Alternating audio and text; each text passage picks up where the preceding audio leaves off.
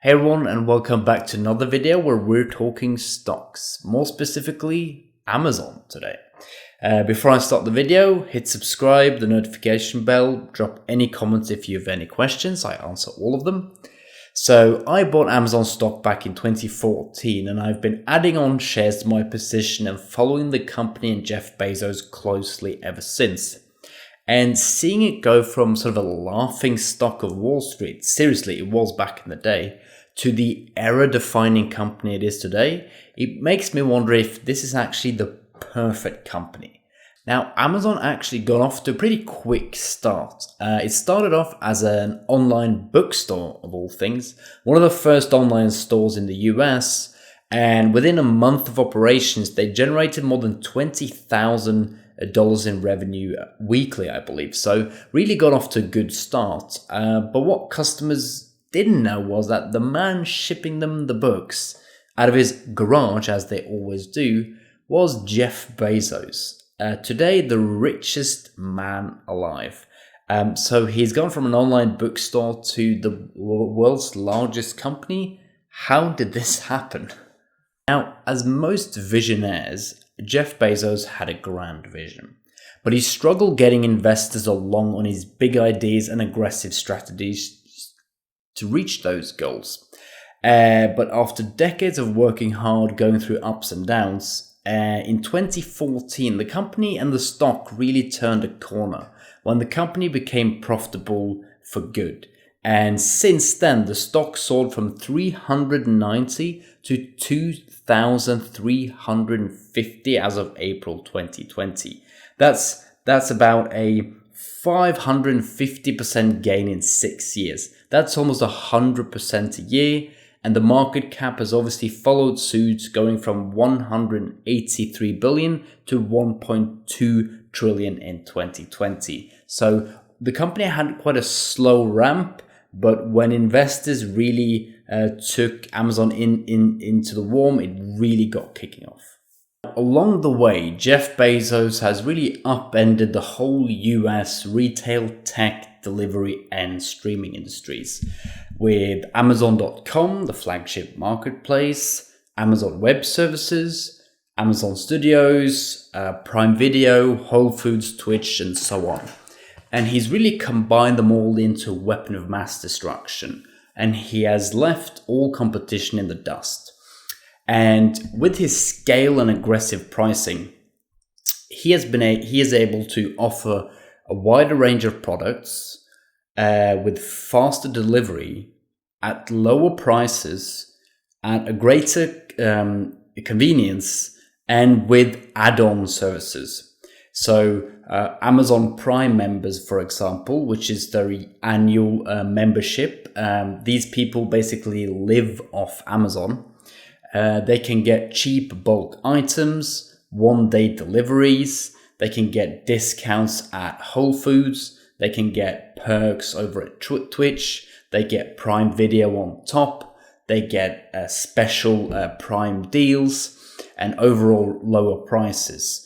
And this is something no other retailer really has. You've got Costco with their membership, but Amazon really pioneered the subscription model for a retailer, and is really the only one still with such a great offer of bundled services and products as Amazon Prime is. Now, if you thought Amazon was a website where you buy stuff you don't need, you're wrong. The company has its tentacles everywhere, and its arsenal of divisions and subsidiaries looks something like this.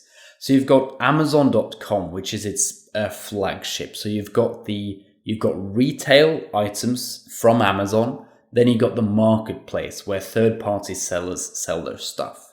You got Amazon Web Services, which is apparently the world's most profitable side hustle. It is cloud computing, which Amazon pioneered. It was the first mover within cloud computing. And AWS, which is only a division of Amazon, is the world's largest cloud computing provider, which actually makes up most of the profits Amazon make. Then you've got physical stores. You've got Amazon Books, 4-star Amazon Go, and then you got pop-up stores. They don't have many physical locations, but they're trying to figure it out. But brick and mortar retail is quite difficult. Some of the players are quite entrenched, and they really got to learn a whole new way of selling things. So they're still figuring it out. Then you got Amazon Studios, Prime Video, and Fire TV, which is obviously their streaming and on-demand TV. They also produce their own movies and their own shows. I believe they are the second largest spender on entertainment content after Netflix and maybe Disney. So actually a huge player there. They've got some great shows and movies. You've got Whole Foods, Twitch, Zappos, and Audible, which are their acquisitions. So these are companies Amazon own, but they don't operate them directly. But Amazon Prime members can get discounts and perks on all of these websites and services. Then you've got Echo, Kindle, Alexa, and other hardware. Just devices that Amazon produce and sell themselves. For example, they got over 100 million Alexa devices active, so they probably sell more hardware than you think. Then you've got shipping and logistics. I mean, they spend $23 billion a year shipping stuff, and they also do shipping for third parties. So they actually make money on their shipping division, and who knows, maybe they turn into the biggest shipping and logistics player in the world. It is very much possible because if they do most of their shipping themselves, which they already do, they might even end up doing all of their shipping themselves, and then they do shipping for other big companies. They might become bigger than a FedEx or a UPS when it comes to shipping. And then you got advertisement. They are the biggest player after Google and Facebook in ads. So again, a huge player. And Amazon is bigger in streaming, in cloud, in ads, in logistics, in devices than most companies that specializes in these categories. So the scale of these divisions are unbelievable when they're just essentially side hustles for Jeff Bezos. Customers leave about $335 billion with Amazon. That is the gross merchandise volume. So all the value of all the goods they actually sell. 135 comes from retail, marketplace, 200 billion. From those 335, Amazon is left with $280 billion in revenue, $21.6 billion in free cash flow, what the hell, and $11.6 billion in net income, much to the annoyance of Jeff Bezos, I'm sure. Because you see, Amazon is all about spending and reinvesting as much money as possible, which kept them at a net loss for decades. It was on and off, but now they are profitable. They didn't used to be. And it wasn't before 2014 when the company really turned a corner and became profitable for good. And the revenues really surpassed the spending, which I'll come to later. The revenue has gone from 89 billion in 2014 to, get this, 280 billion in 2019. That's a growth of 220% or 37% annually. Try and find a $100 billion company that has grown their revenue by 37% in a single year since they became big, let alone for 6 years straight.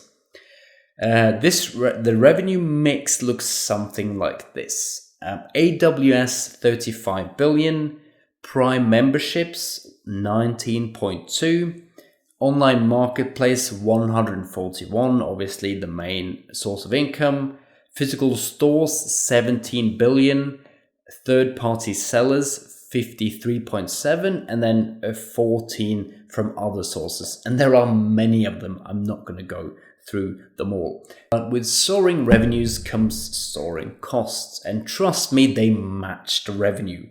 They spent 40 billion on fulfillment in 2019, $35 billion on research and development, $2 billion on Prime Prime loyalty 1-day shipping, 800 million on same-day shipping, and these are just some of the costs that makes up, the $265 billion in operating expenses.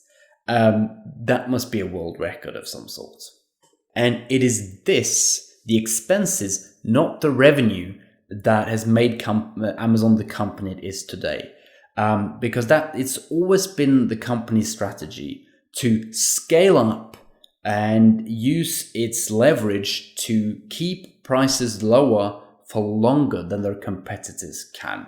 And then they obviously got AWS as well, which is really the engine keeping the prices low. So the company has more products, more shipping capability, more fulfillment centers, more add-on services, more sources of revenue, more.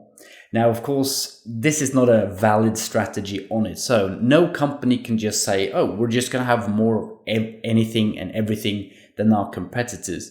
But its first mover's advantage in e-commerce and cloud computing, two of the biggest industries in the world right now, has allowed Amazon to keep prices lower, to deliver stuff faster, and to have all these add-on services and make all the acquisitions.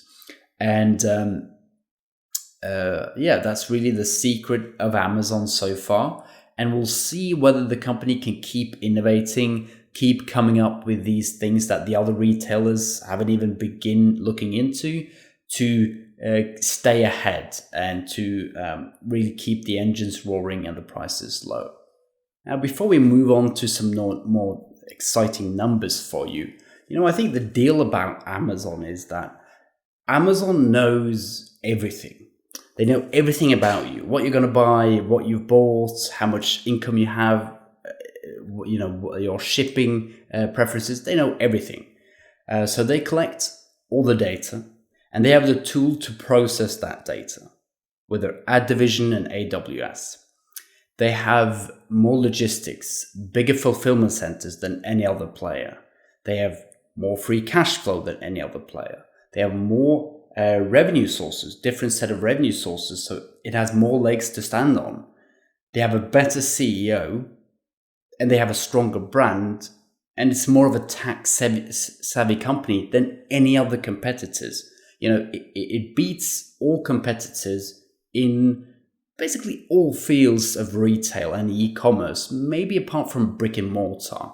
Walmart and Costco still got that, take your car and do bulk shopping at Walmart and Costco. They've still got that locked down, but that's completely fine because the part of the cake that Amazon has is more than big enough for it. So all of these factors have led to an unprecedented rise, and I do mean unprecedented. This has not happened in modern history.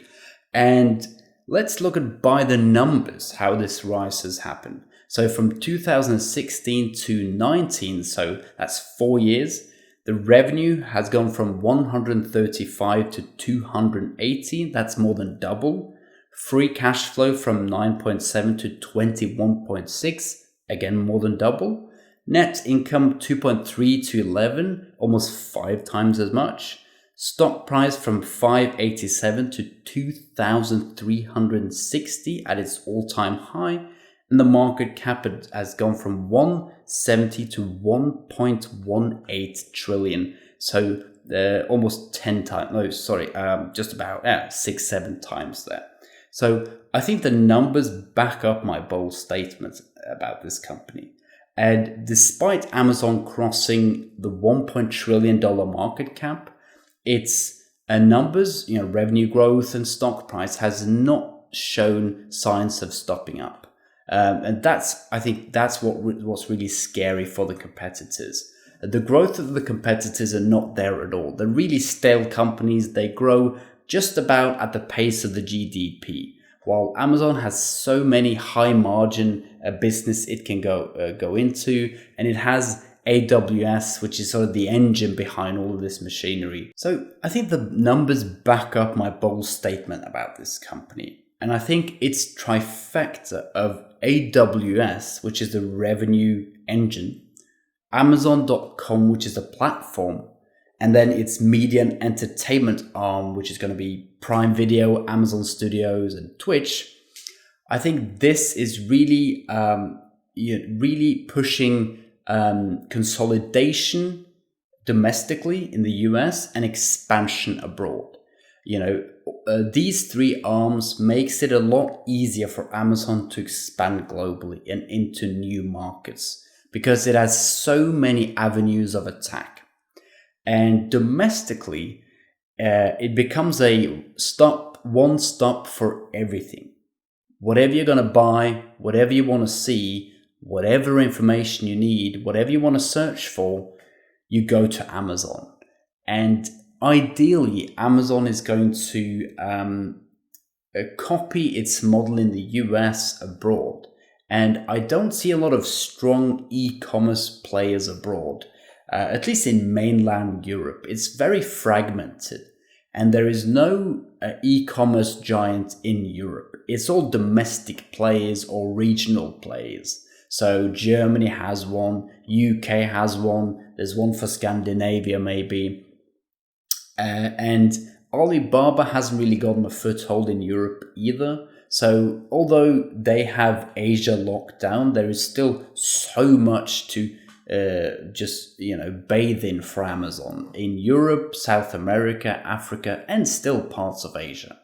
And Amazon is doing well in some key markets like Germany with 22 billion in revenue, UK with 17.5 and Japan with 16. And that's not even included the international revenue from Prime Video or Twitch, for example.